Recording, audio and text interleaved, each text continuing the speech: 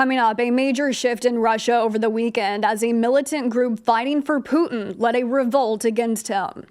And a bridge collapsed in Montana, causing a freight train to plunge below into the Yellowstone River. The rundown starts now.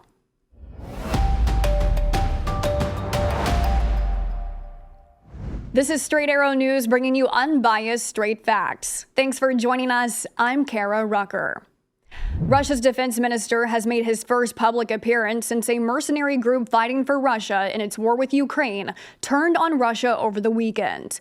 Wagner Group chief Yevgeny Prigozhin ordered his mercenaries to march on Moscow Saturday. The group was even able to take over a Russian city before a deal with the Kremlin to end the revolt was reached less than 24 hours later. Under the deal, Prigozhin will move to Belarus, and neither he nor his Wagner mercenaries will be prosecuted.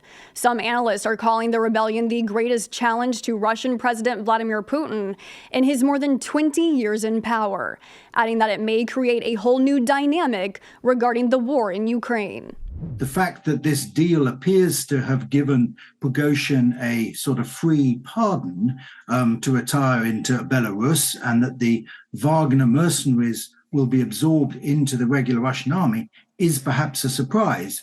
But it's also the reason why I think this saga isn't finally over, because I find it very hard to believe that Prigozhin will have a quiet, peaceful retirement in Belarus. More than 100,000 people in North Korea took part in a massive anti-U.S. protest over the weekend. It comes just as the country celebrates its 73rd anniversary of the start of the Korean War, triggered by a North Korean surprise attack, but something the North blames the U.S. for. The protests come at a time of swelling North Korean nationalism, with its people boasting the expansion of its nuclear weapons and missile programs. In the crowds of protesters over the weekend, signs read, quote, "The entire U.S. mainland is within our striking range. Let's eradicate U.S. imperialist invaders." Since just last year, dictator Kim Jong-un has fired more than 100 missiles, testing its ability to conduct nuclear strikes on both the U.S. and South Korea. A bridge that crosses the Yellowstone River collapsed in Montana this weekend. A freight train carrying hazardous materials plunged into the water below. The train cars were carrying hot asphalt and molten sulfur.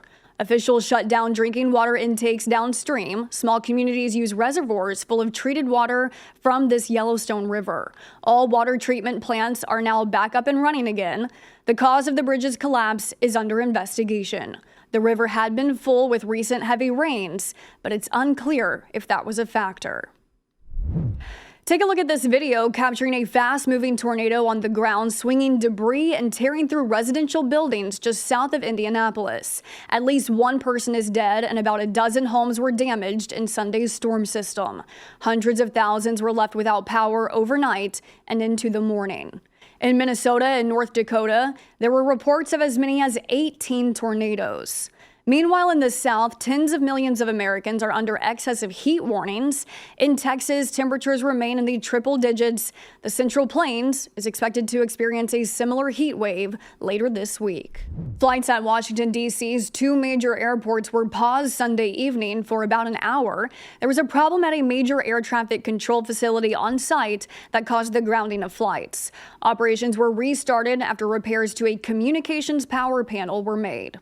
The Federal Aviation Administration offered no further details on what caused the need for repairs. The aviation industry has been heavily scrutinized after a series of mishaps, from near misses on the tarmac to other outages shutting down operations for hours. Also over the weekend, a San Antonio airport employee was ingested into the engine of a Delta plane and died. This is the second type of this incident in 6 months after another crew worker was ingested into a plane at an Alabama airport on New Year's Eve of last year. Over the weekend, U.S. safety auto regulators opened an investigation into Ford vehicles that could roll away even while placed in park. Last year, Ford recalled nearly 300,000 Explorer SUVs and added a software update to fix the glitch. But the National Highway Traffic Safety Administration says it's received complaints even after the recall-related repairs, including from one driver who struck a utility pole and complained the car would slam to a complete stop at speeds of up to 30 to 40 miles per hour. The original recall covered certain 2020 through 2022 Explorer models. Ford says they are working with the government agency to resolve the matter. These are your top stories. Thanks for joining us on The Rundown. We're on a mission to bring back trustworthy journalism by serving only you, not an agenda. Be sure to check out more of our work at straightarrownews.com. And you can also find the latest Rundown episodes available as a podcast on all major podcast platforms. We'll see you back here tomorrow. Until then, I'm Kara Rucker. Have a great day.